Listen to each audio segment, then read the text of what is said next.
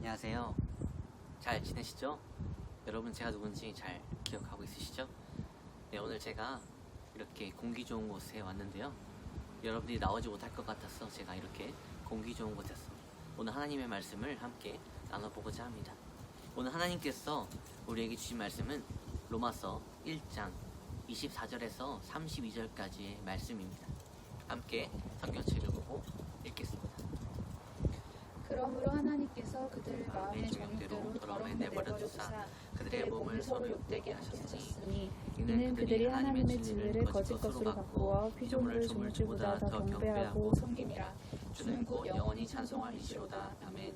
이 때문에 하나님께서 그들을 부끄러운 욕심에 내버려 두셨으니 곧 그들의 여자들도 순리대로 쓸 것을 바꾸어 영리로 쓰며 그와 같이 남자들도 순리대로 여자 쓰기를 버리고 서로 향하여 음욕이 부릴 듯하며 남자가 남자와 더불어 부끄러운 일을 행하여 그들의 그릇 때문에 상당한 보응을 그들 자신이 받았느니라. 또한 그들이 마음에 하나님 두기를 싫어하며 하나님께서 그들을 그 상실한 마음대로 내버려 두사 합당하지 못한 일을 하게 하셨으니 곧 모든 불의, 추악하며 악의가 가득한 자요, 시기, 살인, 분쟁, 사기, 악독이 가득한 자요, 수근수근하는 자요, 비방하는 자요, 하나님께서 미워하시는 자요, 능욕하는 자요, 교만한 자요, 자랑하는 자요, 악을 도모하는 자요, 부모를 거역하는 자요, 우매한 자요, 배약하는 자요, 무정한 자요, 무자비한 자라. 그들이 이 같은 일을 행하는 자는 사형에 해당한다고 하나님께서 정하심을 알고도 자기들만 행할 뿐 아니라 또한 그런 일을 행하는 자들을 옳다 하느니라. 아멘. 오늘 그리스도인의 명심이라는 제목을 가지고 하나님 말씀을 전하고자 하는데요. 여러분들은 명심이란 단어를 떠올리면 어떤 의미가 생각나시고 누가 떠오르시나요? 이 명심의 사전적 의미를 보면 잊지 않도록 마음 깊이 새겨둠이라는 명사적 의미를 갖고 있는데요. 그렇다면 우리가 꼭 명심해야 할 그 진리는 무엇일까요? 저는 작년 11월 23일 날 결혼한 이제 곧 4개월 차 되는 신혼 부부입니다. 인정하고 싶지 않지만 무엇을 명심해야 되는지 다들 잘 아시죠? 네, 아내 말이 틀린 것은 없다라는 그 말을 명심하며 살아야 되는데요. 저는 제 고집을 잘 꺾지 못하며 살고 있는 것 같습니다. 그렇다면 여러분은 명심하면 누가 떠오르시나요? 어떤 친구들은 내 친구가 가장 소중하다는 것을 중요시 여기며 명심하며 살 것이고, 또 어떤 친구들은 내가 동경하는 아이돌, 나의 최고의 모델임을 명심하면서 사는 것을 중요시 여길지도 모릅니다. 그리고 정말 몇몇은 부모님의 모든 말씀이 명심해야 할 진리임을 믿으면서 부모님의 말씀에 순종하며 잘 지내려 노력하는 그런 친구들도 있으실 것입니다. 그런데 그런 삶이 쉬우신가요? 저도 그렇게 알고 잘 살아오려고 노력했지만 많이 반항하기도 하고 무시하기도 했던 그런 기억들이 있습니다. 이렇게 명심하는 것은 우리에게 정말 중요하지만 쉽지만은 않다는 것입니다. 왜냐하면 이것은 일시적인 것만으로 끝날 수 있는 것이 아닌 지속적인 유지가 필요한 쳇바퀴와도 같은 것이기 때문입니다. 그래서 우리는 이 쳇바퀴를 돌리지 않으면 바퀴가 돌아갈 수 있었던 것인지조차 잊어버리고 살게 될 것이라는 그런 근심과 걱정 가운데 살고 있습니다.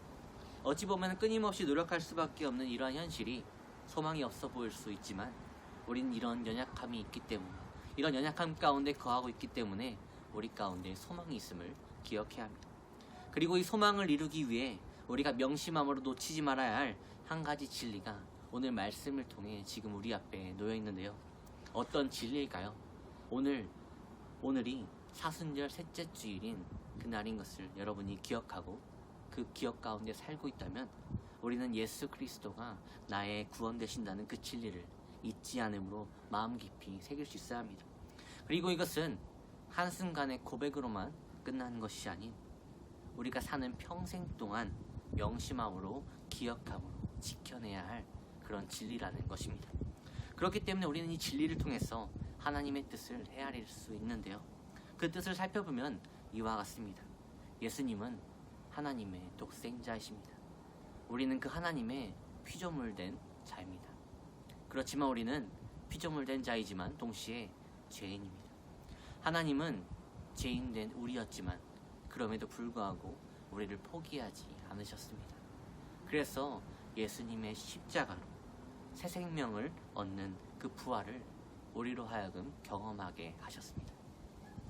우리는 이러한 진리들을 여러 가지 통로를 통해서, 교회를 통해서, 가정을 통해서, 친구들을 통해서, 멘토 선생님들을 통해서 많이들 들어봤을 것입니다. 그런데 여러분은 이 진리를 잊지 않기 위해서 노력하며 살고 있으신가요? 이 진리가 진짜 내 마음 가운데 와닿고 내 마음 가운데 슬픔과 복받치는 감정 가운데 심겨져 있는 그런 진리로 잘 머물고 있으신가요? 하나님께서는 이미 우리에게 이러한 진리를 접할 기회를 너무나도 다양한 통로로 제공해 주셨지만 우리는 그 기회를 잡지 못하고 관심 없어 하는 게 바로 오늘날 우리의 모습일지도 모릅니다. 그리고 지금 이와 같은 상황이 오늘 말씀에도 등장하고 있는데요. 오늘 말씀 앞부분에 보면 바울이 로마 지역의 전도를 위해 방문할 계획이 있음을 언급하면서 스스로가 전하고자 하는 복음이 어떤 것인지를 아주 구체적으로 말씀에 명시하고 있습니다. 그리고 그 후에 복음 안에 거하지 못하고 있는 자들은 하나님께서 그대로 내버려 두심으로 심판하실 것을 경고하는 말씀이 오늘 읽은 말씀입니다. 저는 이 말씀을 계속해서 묵상하면서 마음에 걸리는 표현이 하나가 있었습니다. 그 표현은 바로 내버려 두사라는 표현이었는데요. 바울은 하나님께서 죄악 가운데 있는 모든 더러운 자들을 그저 내버려 두셨다는 표현을 3번이나 이 짧은 글에 나타내서 사용했던 것입니다. 분명 바울의 삶을 보면 바울은 예수님을 믿는 자들을 박해하던 삶에서 하나님의 인도하심을 직접 경험함을 통해 복음에 눈을 떠서 복음을 전하는 자로 탈바꿈하게 된 그런 증거된 자로 살고 있는데요. 자신을 그저 내버려 두지 않았던 그런 하나님을 너무나도 잘 알고 직접 경험했던 이 바울이 왜 이러한 표현으로 하나님을 설명했던 것일까요? 물론 이 표현만을 두고 보면은 우리가 잘 이해할 수 없겠지만 문맥을 따라서 말씀을 자세히 살펴보면 바울이 그렇게까지 표현한 이유를 우리는 알 수 있습니다. 먼저 19절 말씀을 살펴보면 경건하지 못한 그 사람들이 이미 하나님에 대해서 들었고 알고 있었음을 말하고 있습니다. 19절 말씀 함께 보겠습니다. 이는 하나님을 알만한 것이 그들 속에 보임이라. 하나님께서 이를 그들에게 보이셨느니라. 아멘. 하나님께서는 이미 이들에게 자신의 존재에 대해서 확실하게 보여줬던 것입니다. 그런데 여기서 의문이 들겠죠, 당연히. 보이지 않는 하나님께서 어떻게 이 자들에게 하나님의 형상을 보이신 것일까요? 20절 말씀에 보면 하나님께서는 우리가 지금 살아가고 있는 이 땅을 통해 하나님의 그 살아계심과 그 존재를 우리로 하여금 보게 하셨음을 말하고 있습니다. 20절 말씀 보겠습니다. 창세로부터 그의 보이지 아니하는 것들, 곧 그의 영원하신 능력과 신성이 그가 만드신 만물에 분명히 보여 알려졌나니 그러므로 그들이 핑계하지 못할지니라. 아멘. 그렇지만 이 사람들은 이미 세상을 통해 보게 된 하나님 앞에 어떻게 하고 있나요? 하나님의 그 은혜의 손길에 감사하기는커녕 그저 무시했고 하나님을 생각함으로 잊지 않으려 노력하는 그 어떠한 움직임조차 보이려 하지 못했던 것입니다. 그리고 하나님께서는 그런 그들을 그저 내버려 두심으로 심판한다고 오늘 말씀의 바울은 말하고 있습니다. 어떤가요? 말씀에서 나오는 자들의 상황과 지금 저와 여러분의 상황이 동일하다고 생각되진 않으신가요? 부인하고 싶겠지만 우리는 이들과 다를 바가 없고 심지어는 이들보다 못한 그런 상황 가운데 있을지도 모릅니다. 요즘 코로나 바이러스로 인하여서 우리가 교회에서 모이지 못하고 함께 나와 예배 드리지 못하는 그런 상황 가운데 있는데 그런 상황 가운데 있는 여러분의 삶의 자리 어떤 것 같으신가요? 하나님과의 온전한 교제, 하나님과의 거룩한 교제가 이루어지고 있으신가요? 물론 저만 그럴 수도 있겠지만 모여서 드리는 예배가 쉬게 되면서 시간적 여유도 많아지고 더 편하게 살 것 같은 그런 느낌이 들었지만 제 마음 한편에는 무엇인지 모를 공허함이 끝까지 자리 잡고 있었습니다.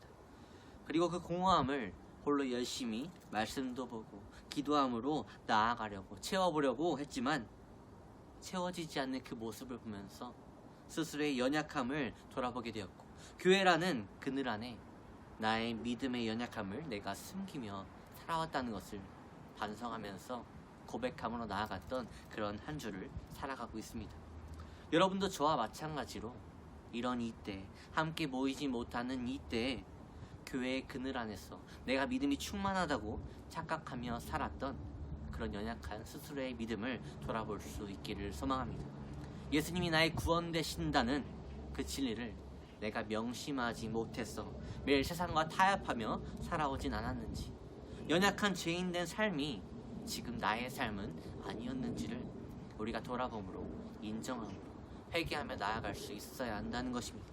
그래서 이제는 세상과 타협하여서 어떻게든 인싸로 살아가려 하기보다는 하나님의 진리만을 명심함으로, 세상 앞에서는 아싸된 자로 설지라도 세상의 유혹에 결코 타협하지 않는 하나님의 인싸된 자로 서나가기를 소망합니다. 물론 세상은 그렇게 우리를 가만두지 않을 것이고, 우리를 막아서려 할 것이고, 우리를 무너뜨리려 하겠지만, 우리는 세상 사람들이 명심하며 살고 있는 그런 거짓된 진리가 아닌 오직 그리스도인이 명심해야 할 변함없는 참된 진리만을 지켜나가야 합니다. 그리고 그 참된 진리는 바로 예수 그리스도가 나의 구원이요, 나의 참 생명이라는 그 진리인 것입니다. 그리고 이 진리가 모든 이들에게 합당한 진리임을 세상에 증명하는 것이 바로 우리의 사명인 것입니다. 오늘 이 말씀을 기억함으로 우리를 그저 내버려 두심으로, 우리에게 스스로 깨닫게 하려 하신 그 하나님의 뜻에 합한 자로, 하나님의 진리를 거짓된 것과 결코 바꾸지 않고 오직 마음에 하나님만을 둠으로, 영원히 하나님만을 찬양함으로 예배하는, 매일매일의 삶이 하나님께 감사함으로 설 수 있는 그런 거룩한 삶을 누리게 되기를 소망합니다. 그리고 이 사순절 기간 예수님이 세상의 모든 죄악의 짐을 우리를 대신에 짊어짐으로 고난 가운데 죽게 되는 그 모든 처량한 발걸음을 그저 내버려 두심으로 우리에게 부활의 산소망으로 바꿔주신 하나님의 은혜의 손길을 잊지 않음으로 마음 깊이 새겨나가기를 소망합니다. 그리고 그 소망만이 그리스도인 된 우리가 명심해야 할 오직 참된 진리, 유일한 진리임을 기억함으로 세상 끝날까지 지켜내 전하는 저와 여러분이 되기를 주님의 이름으로 축복합니다. 함께 기도하겠습니다.